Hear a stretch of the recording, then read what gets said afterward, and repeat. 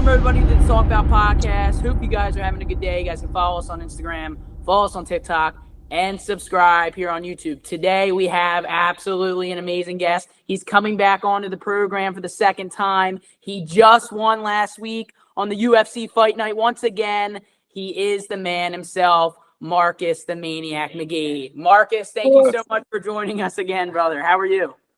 I'm doing great, man. I'm doing great. Thanks for having me on again, guys. I've been seeing you guys hard at work since our last conversation. I appreciate that, man.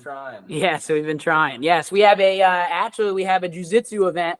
We just started our very own Jiu-Jitsu promotion. Our Jiu-Jitsu event is happening next weekend at the gym that we do Jiu-Jitsu at, and that's what we've been working on pretty hard lately. I'm sure you've seen those clips on our Instagram.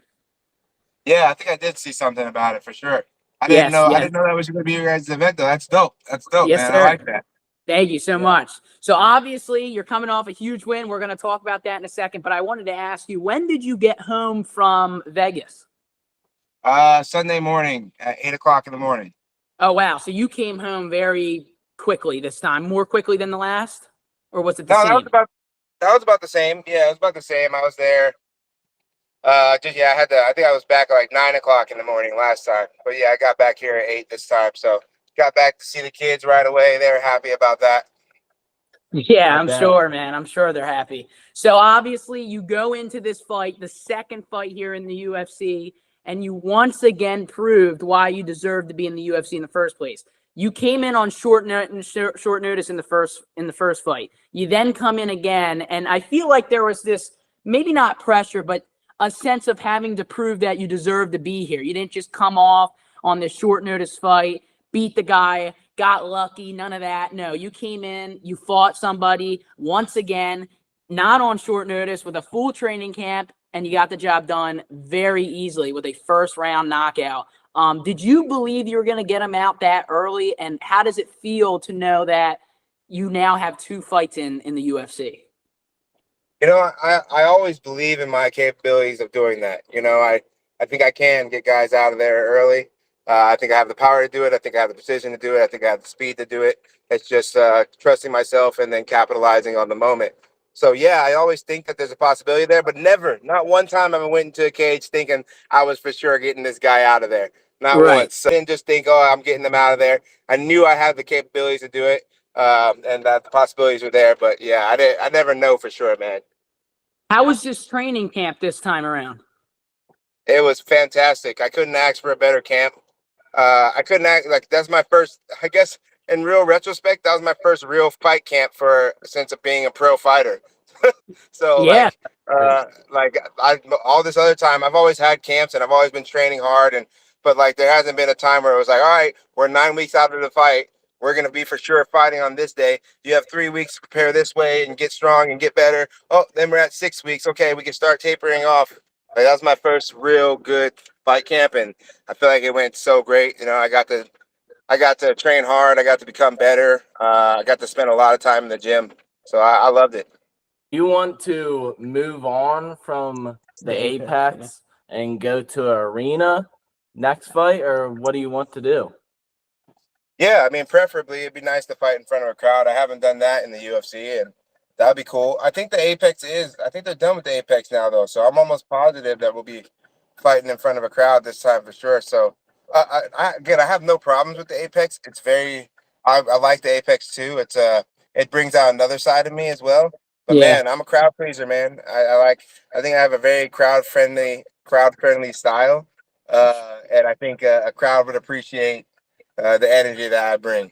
Oh, 100%. Yeah. The fan base definitely is growing as well, and I think that the people are starting to realize that this guy's a problem. And we knew, I mean, your first fight was an incredible performance, but me and Riley I was away I had a bachelor's party. He was at home, and we were texting each other before your fight. And I'm to be completely honest, when I watched your fight, I wasn't nervous at all. I felt like you were easily controlling it. I felt like your footwork looked so good. It was very unique. It was different with the way you were moving. I felt like it was setting up traps and confusing your opponent a lot. And right when you finished them, I didn't even have a reaction. I was just like, yep, I knew that was coming. I knew that was going to happen, honestly. I love that straight right and then the left hook coming after that. That was nice. Yeah, it was amazing, man. Had to set it up, man. Had to set it up. I did see that shot being there.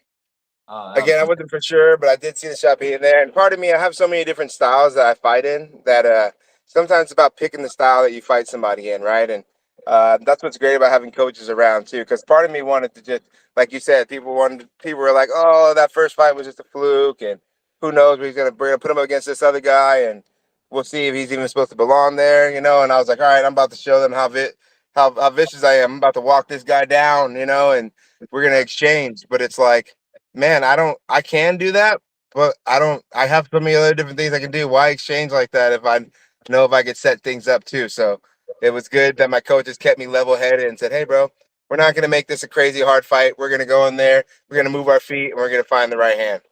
Have you had a chance to watch the fight back yet? Yeah, I watched it. I watched it a few times now.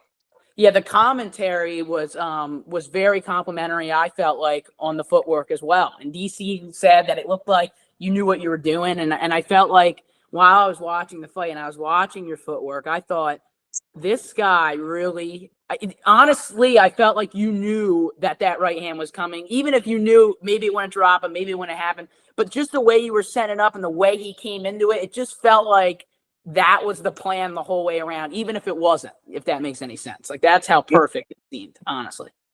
No, it really was. I know I had that right hand, and I know he's been hit by that right hand, and I know I could set up the right hand better than a lot of guys. You know, I have so many ways to set up a right hand, and that's what I don't think a lot of people think about that. How many different ways there are to set up a right hand. So we knew that the right side was going to be working, and that was going to be there. Like, no matter what, I have a good right hand. We knew it was going to be there.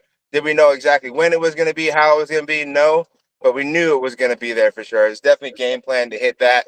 Make sure we hit that every time, and then go from there. You know, that'll be our first smash, and then start following up with other combinations.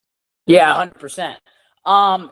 Like Riley said earlier, in the sense of the Apex, do you know when you want to get back in there? You fought already twice this year in a pretty short amount of time. Do you want to come back at the end of the year? Do you think that's something that you can do, or do you think we're looking more towards the beginning of 2024? No, I definitely think we're going to be fighting before the end of the year. I wouldn't be surprised if you hear something about November. So yeah, I think we're going to get another one in. I'm healthy. I'm here. I'm going to get back to training. You know, I'm enjoying a little bit of food as we speak. But Yeah, that's good. after you know, I got 1 or 2 more days of enjoying that food, and then and back to the grind. So I'm open to getting one more this year. That's what I said I wanted to do. I wanted to fight 4 times this year. So at least if I get one more, that'll be 4 fights for the year total. I will have achieved that goal as well. So yeah, I mean, I'm here to fight, man. I want to get one more, and let's go.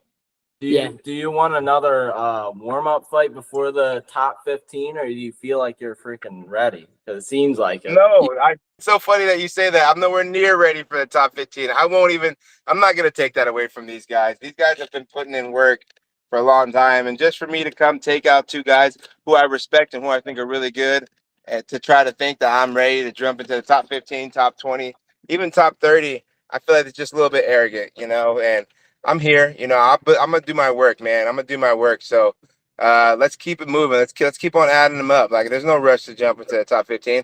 I'm going to prove myself, not just to everybody else, but to myself that I'm here.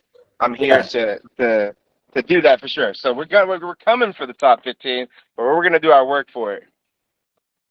Yeah, put that work in. 100%.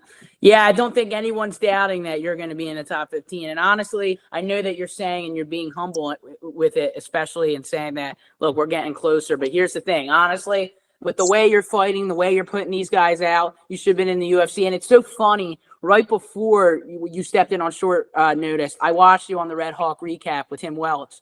And you were speaking about how, yeah, you know, I think I'm going to get in there pretty soon. And then you went into the UFC. You won your first fight. I reached out to you.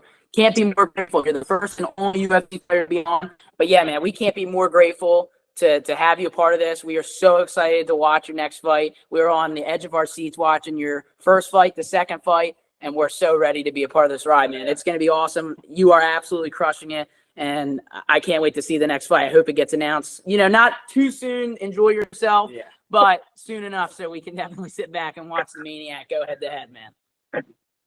Heck yeah, man. Well, I appreciate you guys, man. It was awesome to be a part of you guys it's awesome to make history with you guys this podcast. So that was dope too. I love the support. And I love the support that you guys give too. So, nothing but love for you guys. And I hope you guys keep on succeeding, keep putting in that work. I see you guys growing constantly. So it's dope to see you guys getting after it, man.